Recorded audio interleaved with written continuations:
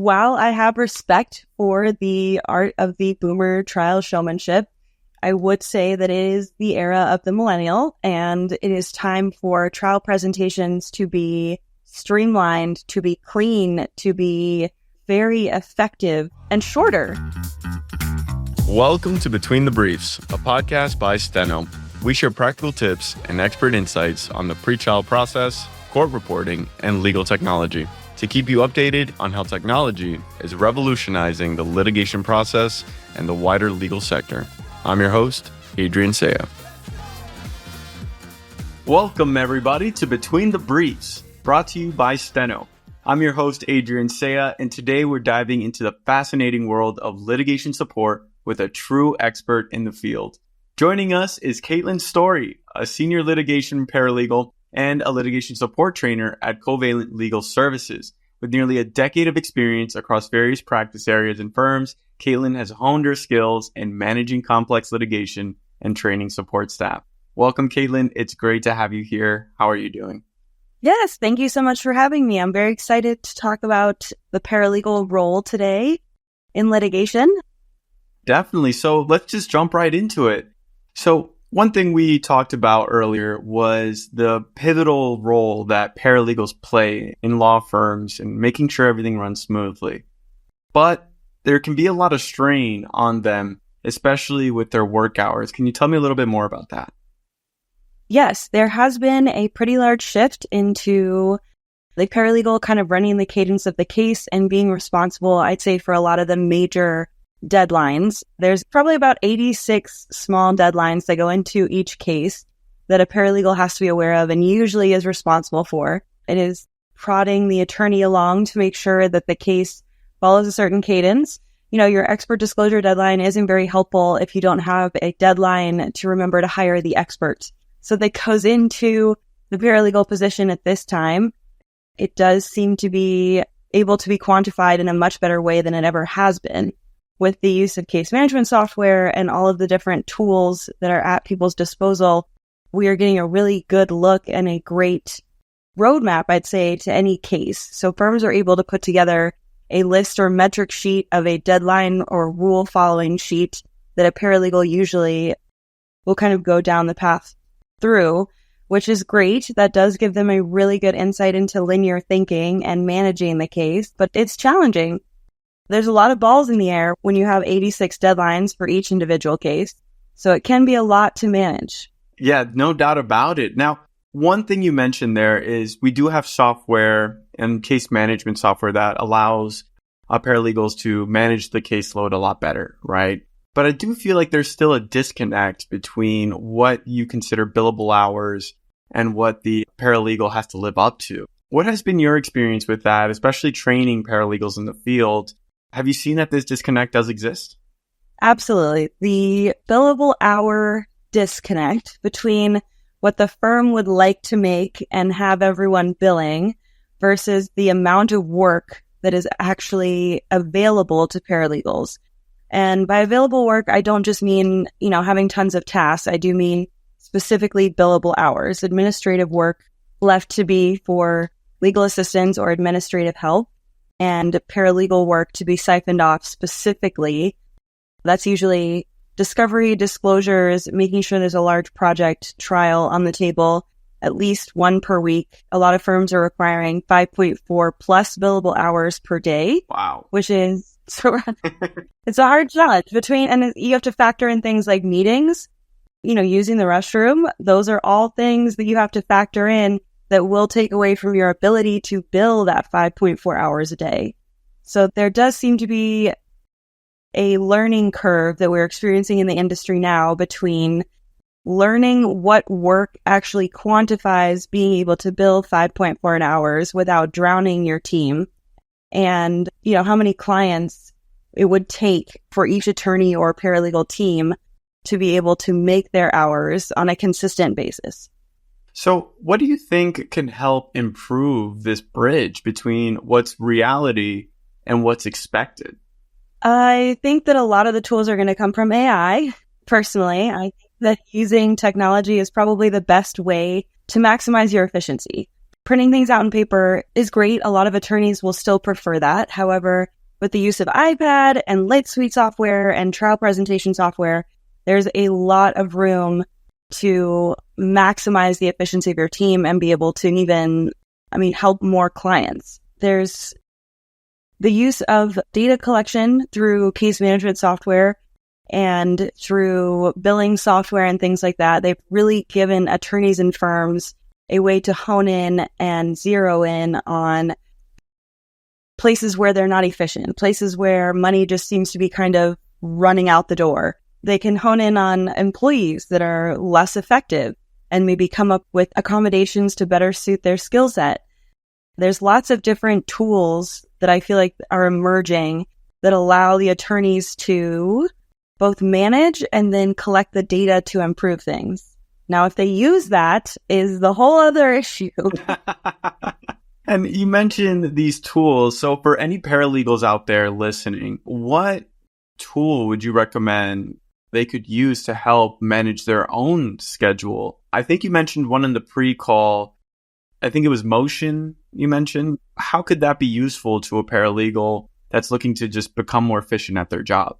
Yes. So I specifically have used Motion because a huge issue that kept arising time and time again in my career has been, how do you fit so many tasks into a certain time frame? And how do you get them done by the deadline without having to remember things, without having to have 20 lists, without having to be overwhelmed by looking at your list and saying, okay, which one of these things should I pick? Which is another, cost of your billable hours is transition time. So simply looking at your list and trying to pick out what you think might be important and weigh those options is at least 5 minutes every time you're looking at it. So I have used an AI, I guess it's called, an executive assistant type of AI software. It connects to my work calendar as well as my personal calendars. It allows me to turn my to-do lists. I take my to-do list very regularly, sometimes even twice a day, and go ahead and put that into the Motion app. So I can take tasks and I can assign them a deadline and a start time. So that makes it convenient if there's something that you need to start a little bit further out. You don't need to do it right away. Then you can go ahead and put it on your list so you don't have to remember. And then you also assign it a time block. And that time block, you can separate it into chunks. So you're not having to focus on one project for 4 to 6 hours in one day. And it allows you to control your time. You easily click when things are completed. And if you wanted to integrate that into using it with another person, you can actually assign, if my assignment is to draft the proposed case management order, once I finish that and send the draft to my attorney, I can add that onto his calendar, assign it a deadline and a time as well. Wow. To keep him kind of on schedule. So I love that. And that shows how powerful it is. I've always heard this saying, one of the best things you can do is learn how to manage your manager sometimes, and if you can send across something that provides these reminders and allows the flow of communication to be a lot more simplified, I can see that helping a lot of people. I would say one of the biggest things too is that you now have a way to quantify your task list and show your attorney. So when they are asking you for that last minute task that's going to take you a couple of hours, you can actually bring them the printout of your week and say, where is this going to fit? Or to talk about, overtime and weigh those options on the front end instead of the constant emergency or crisis fight or flight that I feel like all paralegals find themselves in on a regular basis. Definitely. I like the way that you're able to quantify, as you mentioned. You're like, look, these are all the tasks I got. This is my current calendar. What are we going to do? What can we move around so that we can actually make this task happen? Now, one thing that we spoke about earlier was the use of ESI. We talked about this in the pre-call. And for those who are listening who don't understand what ESI is, what exactly does it stand for, and what role could it play in a law firm to improve their processes?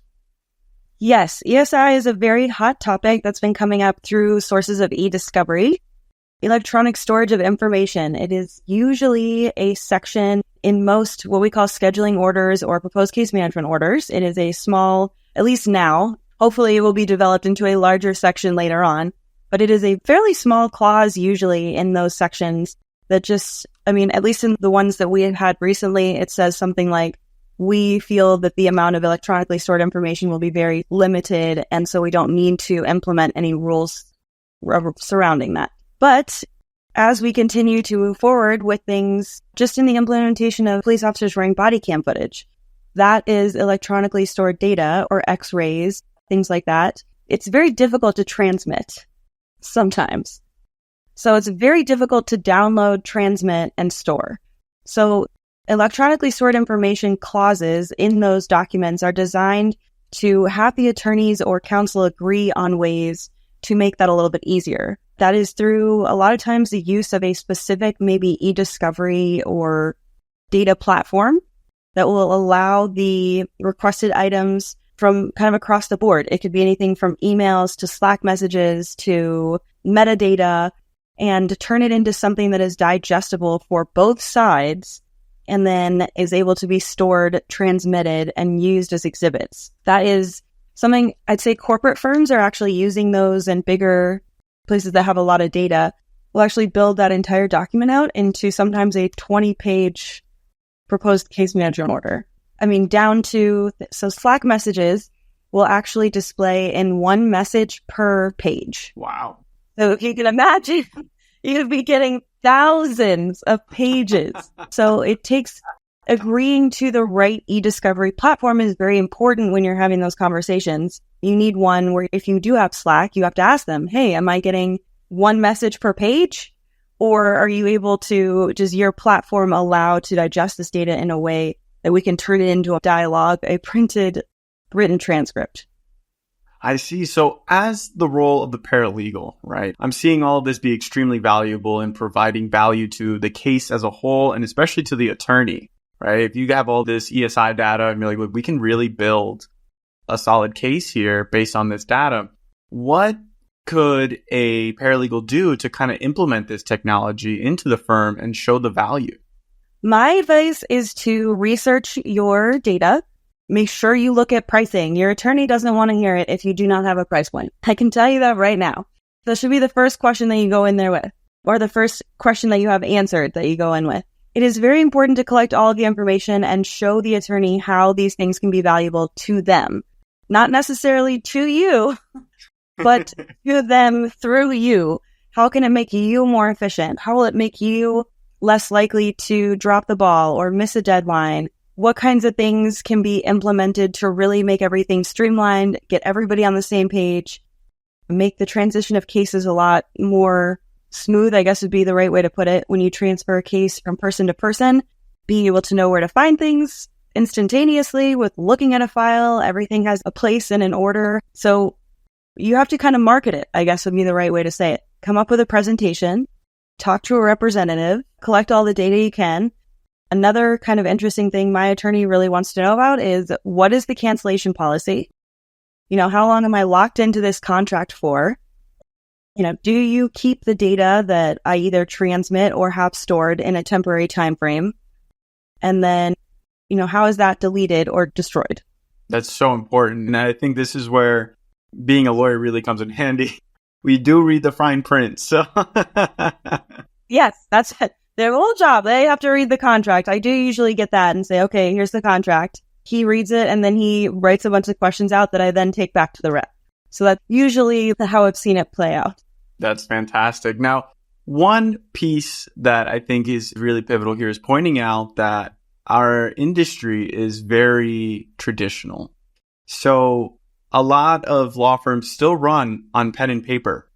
You see, one thing you mentioned earlier is having the ability to find a document right away and having it all neatly organized, and what just a monumental role that can play in setting up a case and just a process. So what can paralegals really do? You mentioned you got to be a salesman. You got to be able to pitch the service, right? But how do you really address that this technology can really make a difference in my firm?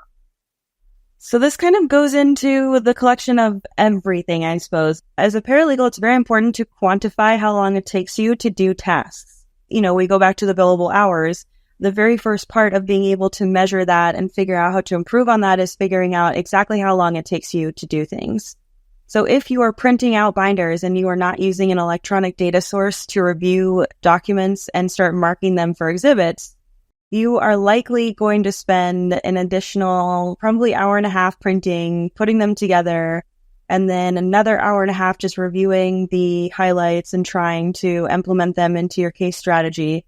So it is time consuming to do it the old fashioned way, including edits. Edits is another huge thing.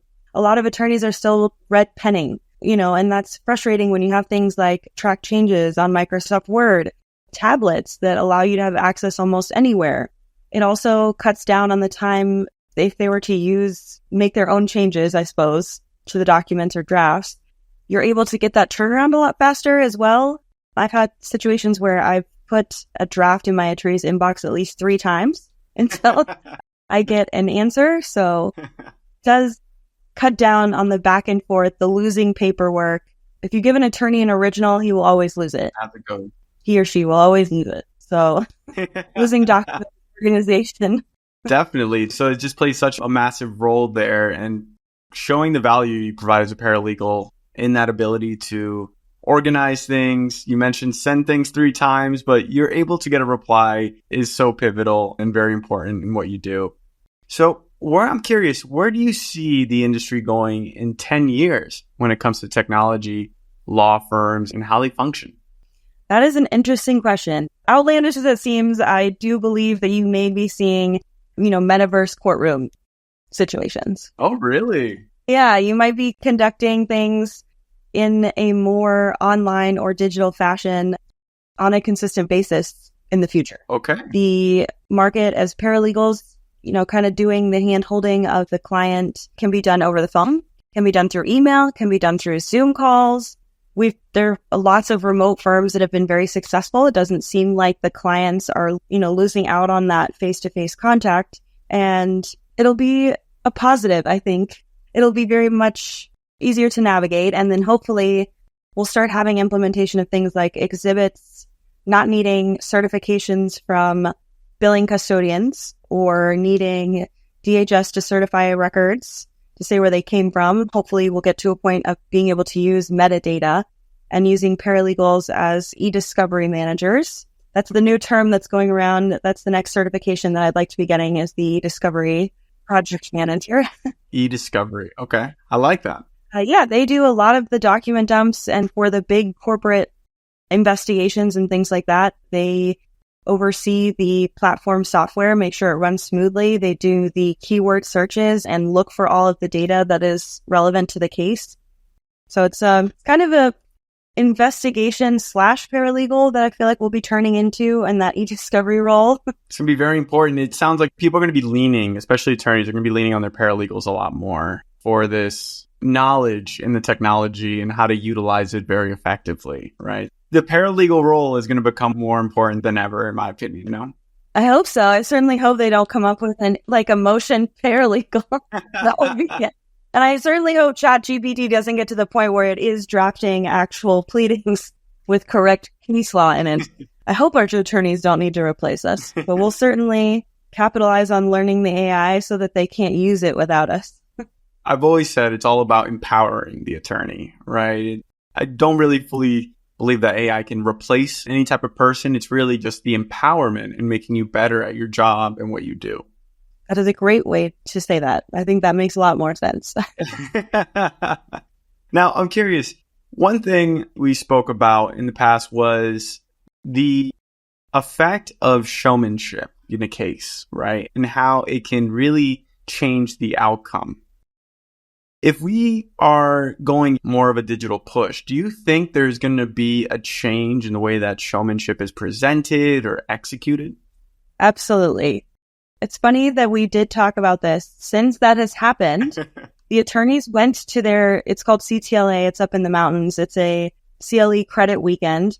There was a speaker, a boomer attorney, and he harped on the fact that it is this huge intimidation factor to walk in there with 85 binders and just lay them out across the desk and have all of these binders, and just show, look at all the information that I have, was what he was saying. And while I have respect for the art of the boomer trial showmanship, I would say that it is the era of the millennial, and it is time for trial presentations to be streamlined, to be clean, to be very effective and shorter.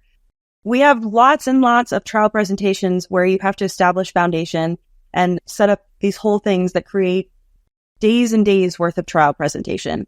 The trial technology that I've seen where you work with a trial tech and you actually plan in advance and you go through your trial. So when the attorney's up there talking and they just say things and the trial tech is just boom, clicking slides, and things are going on behind the attorney and the attorney doesn't have to turn around while they make direct eye contact with the jury. The jury's not looking at the exhibit notebooks and trying to figure out what page they're on with 500 pages of binder exhibits. Well, I personally think it will be pretty awesome to see.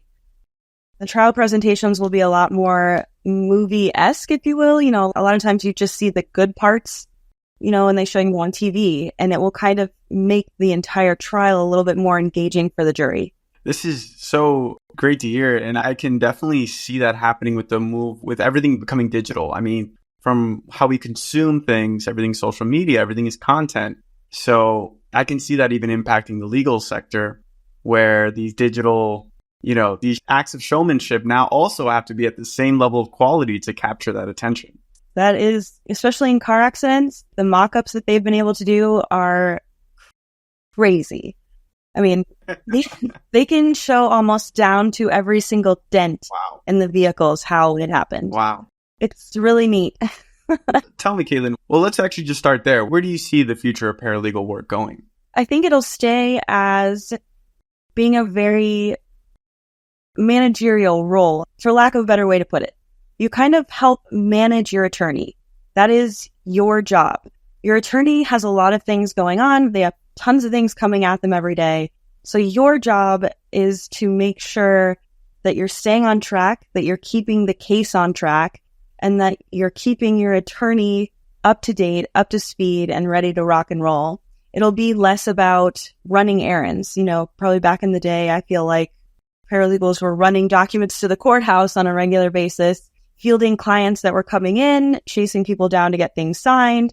Whereas now the paralegal can actually step into almost a little mini associate role and really help the attorney not only succeed in their cases, but also teach them how to keep cadence and linear thinking for themselves. Yeah. That's been something I've been very excited about doing, is the working with a new associate where they're getting the 10,000 foot strategy from Big Boss, and then, okay, you need to get this discovery out. I cannot set depositions until you get this out, because then I cannot pick the date for the deposition until this discovery goes out, so I know when it's coming back. So these are all things that you kind of impose on them.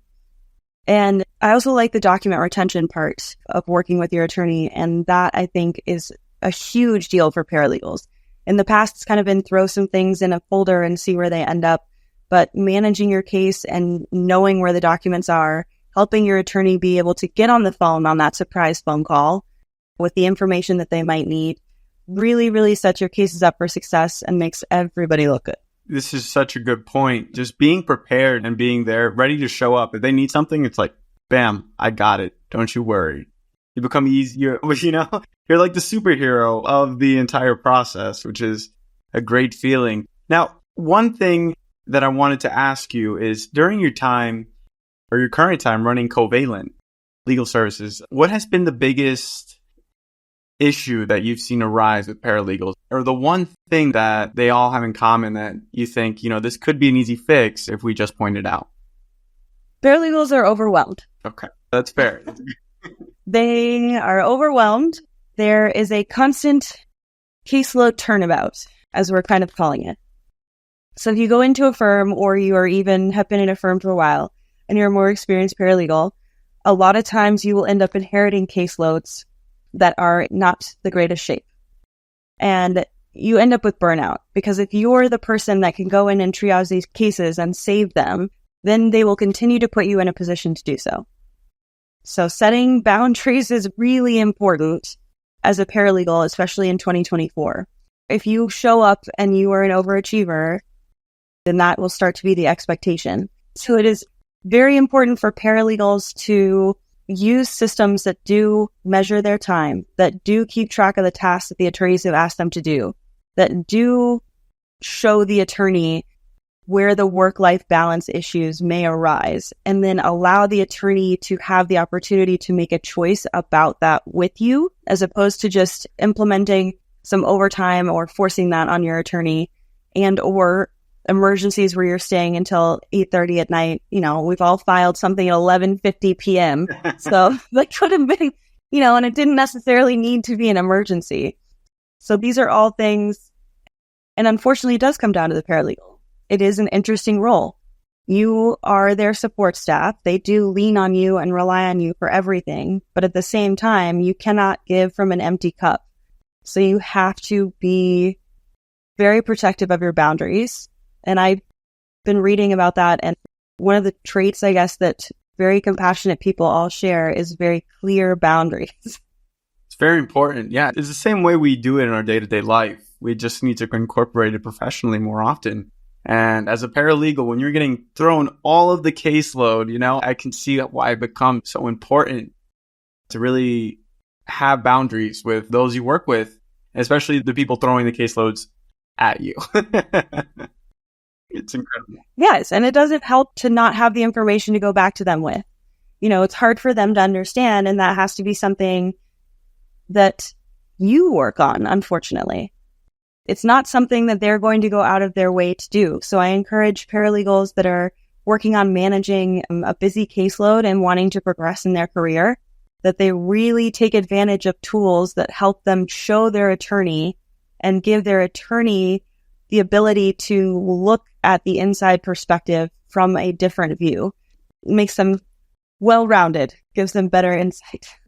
It's so great. Well, Kaitlyn, thank you so much for sharing all your insight. This conversation has been incredible. And is there any final remarks you would like to say to the audience? No, this has been a great experience. I'm really excited about hopefully helping paralegals and attorneys fulfill their professional and personal success and goals. All right.